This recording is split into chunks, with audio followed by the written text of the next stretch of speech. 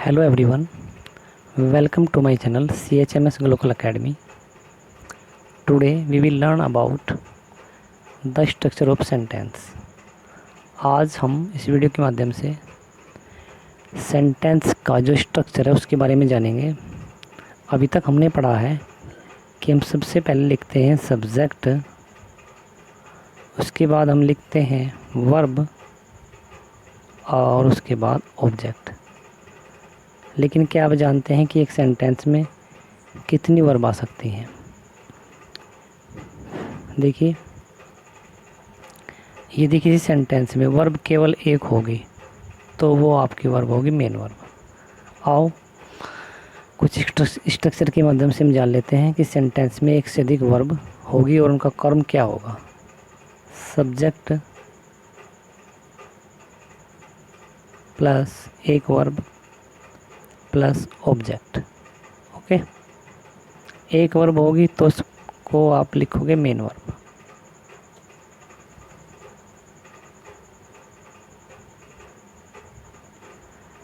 Number 2 पर देखते हैं।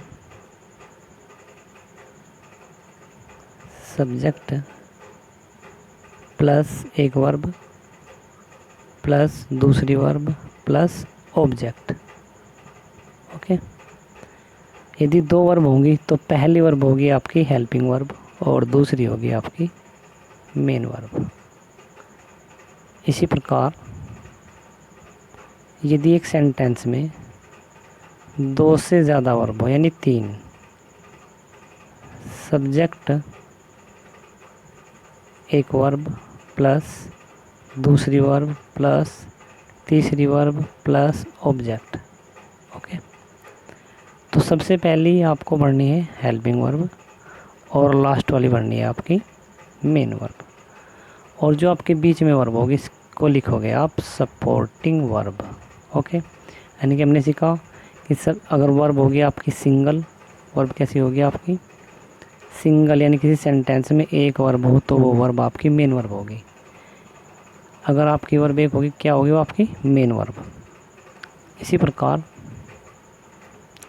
यदि एक सेंटेंस में वर्ब दो हों तो पहली वर्ब आपकी हेल्पिंग होगी, दूसरी होगी आपकी मेन वर्ब। ओके, इसी प्रकार किसी सेंटेंस में वर्ब आपके 3 हो तो पहली वर्ब आपकी हेल्पिंग होगी, दूसरी वर्ब आपकी लास्ट वाली वर्ब आपकी मेन वर्ब होगी और बीच वाली वर्ब आपकी सपोर्टिंग वर्ब। इसी प्रकार यदि किसी सेंटेंस में एक वर्ब, दूसरी वर्ब, तीसरी वर्ब और प्लस चौथी वर्ब प्लस ऑब्जेक्ट, तो आपको क्या करना है, कंफ्यूज नहीं होना। आप सबसे पहले लिखेंगे हेल्पिंग वर्ब और सबसे लास्ट वाली को आपको लिखना है मेन वर्ब, और जो आपके बीच में वर्ब रहती हैं ये होंगी आपकी सपोर्टिंग वर्ब।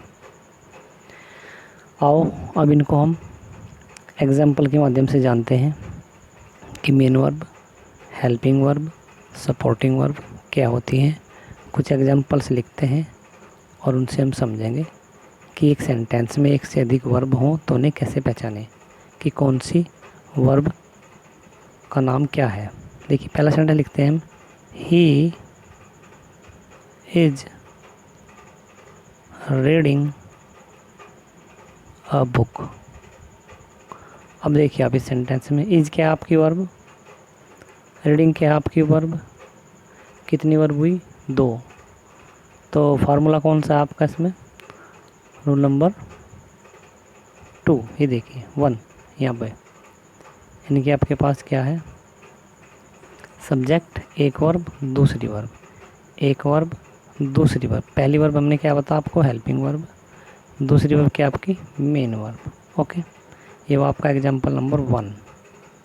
इसी प्रकार एग्जाम्पल नंबर 2 हम लिखते हैं,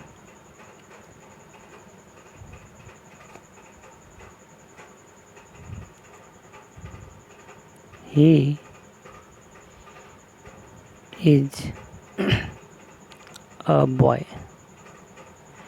इस सेंटेंस में आप देख रहे हैं कि इज केवल एक वर्ब है, तो इस सेंटेंस में कोई कार्य नहीं हो रहा, कोई एक्शन नहीं है, तो यहाँ पर आपको दिख रहा है कि इस एक वर्ब है, तो जिस सेंटेंस में केवल एक वर्ब हो तो वो वर्ब कहलाएगी आपकी मेन वर्ब। ओके, तो ये आपका रहा सेंटेंस का स्ट्रक्चर नंबर 1, ठीक का एग्जाम्पल। इसी प्रकार हम देख लेते हैं एक सेंटेंस के माध्यम से, ही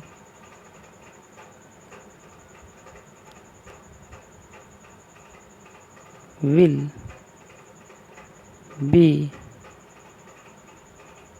रीडिंग अ नॉवल।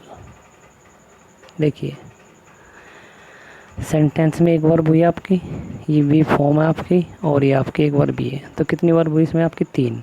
हमने आपको सिखा सबसे पहली वर्ब जो सब्जेक्ट के पास होती है उसको आपको मानना है हेल्पिंग वर्ब, सबसे लास्ट वाली वर्ब को आपको मानना मेन वर्ब, और जो आपके बीच में होती है वो होगी आपकी सपोर्टिंग वर्ब।